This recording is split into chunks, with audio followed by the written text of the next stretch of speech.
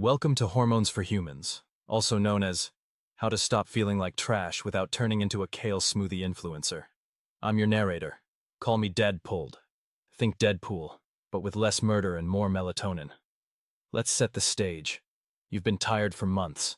Your mood swings harder than a 90s boy band comeback tour. You can't focus.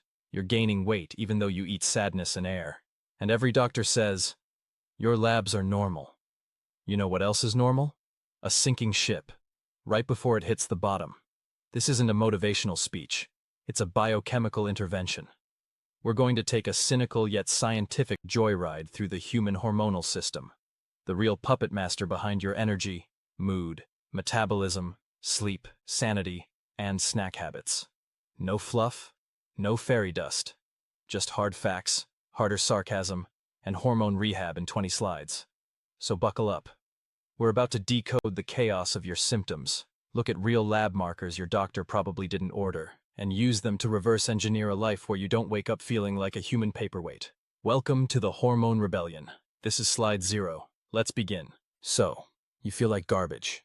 Not just regular Monday garbage, but left over on the curb for 3 days kind of garbage. Tired, wired, foggy, cranky, bloated, and existentially offended by your own reflection. And your doctor said, your labs are fine. Cute. Let's decode this dumpster fire, shall we?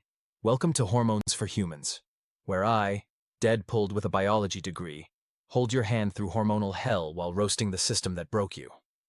Step 1. If you're fatigued, anxious, sleeping like a vampire with insomnia, gaining weight while eating grilled air, and crying at random, congrats. You're hormonally unstable, not emotionally defective. There's a difference. Let's break it down. See, medicine's great at fixing bleeding things.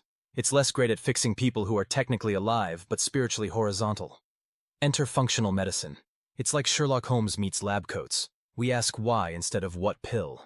If diet, exercise, therapy, yoga, prayer, moon rituals, and self-help books haven't fixed you, it's not your mindset. It's your mitochondria on strike. Hormones are your body's software, and yours needs a reinstallation, not another podcast. Let's get temporal. Your symptoms follow a clock, and that clock's wired to your hormone cycle. Can't wake up before 10, low cortisol. Angry at 3 p.m., estrogen fluctuation. Waking up at 2 a.m. to overthink every life decision. Progesterone just ghosted you. These patterns aren't random. They're circadian horror stories with hormonal handwriting all over them.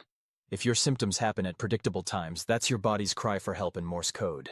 Raise your hand if a doctor ever told you your symptoms were just stress, or maybe anxiety. Congratulations, you've been hormonally gaslit. Depression can be a thyroid issue in disguise. Panic attacks? That's cortisol cosplaying as a saber-toothed tiger. Hormonal imbalances don't whisper. They scream in the language of mental health. Let's stop confusing endocrine collapse with character flaws. You've got 3 main hormone highways: HPA, stress, HPT, thyroid, and HPG, sex hormones. When these are running well, you feel like a functional adult. When they're broken, you feel like a cross between a cave troll and a baked potato. These axes talk to each other constantly. So if cortisol's jacked, it tanks your thyroid. If your thyroid's slow, sex hormones go on strike. It's biochemical dominoes. Here's the rogues gallery. TSH, free T3, free T4, morning cortisol, DHEAS, estradiol, progesterone, testosterone. These aren't just numbers. They're your biochemical fingerprints. If no one's ever tested these for your symptoms, that's like trying to fix a car with the lights off and your eyes closed. You don't need a guru. You need data. Pop quiz. What's worse than no data? Bad interpretation. Lab normals are based on averages. Like saying you're healthy because you're not in a coma. Functional ranges ask what level actually feels good. TSH under 2.5, free T3 over 3.2, cortisol AM above 12. That's where real people feel human. Stop settling for not sick when you want fully alive. Your hormones are on a schedule. Cortisol's the alarm clock. Melatonin's the bedtime DJ. When that cycle breaks, so do you. If you wake up tired, crash in the afternoon, then get your second wind at midnight, congratulations. Your circadian roadkill. Resetting this clock is step 1 in getting your sanity and metabolism back. Want to know what's wrong? Test like you mean it. Get a morning cortisol blood draw before 8:30 a.m. TSH, free T3, free T4, DHEAS. And for the overachievers, saliva or Dutch panels. This isn't overtesting. It's being precise. You wouldn't fly a plane blindfolded. Stop flying your body that way. Flatline cortisol equals and you feel like the walking dead. High at night equals tired but wired, tossing and turning while reliving awkward conversations from 2009. The goal is a strong rise in the morning and a peaceful taper at night. If your curve looks like a pancake, it explains why life feels like pushing a boulder uphill with your face. The thyroid. Tiny gland, massive drama. TSH is the manager. Free T3 is the actual worker. If T3's low, your metabolism's on a coffee break. If reverse T3 is high, your body's stuck in survival mode. It's not about diagnosing hypothyroidism. It's about fixing the energy pipeline. Ladies, this one's for you. Estrogen makes you feel sharp, sexy, sociable. Progesterone makes you calm, chill, and sleepy. When these are out of sync, PMS turns into I will burn this house down syndrome. Test on day 19 to 21 of your cycle. And no, mood swings aren't your personality. They're biofeedback loops with mascara. Low testosterone equals no motivation, no libido, no gains, and suddenly you can't lift a grocery bag without an existential crisis. This isn't a guy hormone. Women need it too, for strength, confidence, and resilience. Check total, free, and SHBG. Normalize treating low T like the biochemical identity crisis it is. B12, ferritin, folate, vitamin D, magnesium, zinc.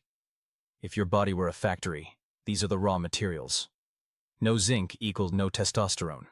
No ferritin equals no thyroid. No B12 equals your nervous system is fried toast. Supplementing these isn't trendy. It's foundational repair work. Start with the obvious. Wake up with sunlight. Go to bed before your second wind. Eat real food. Breathe through your nose. Move like a human.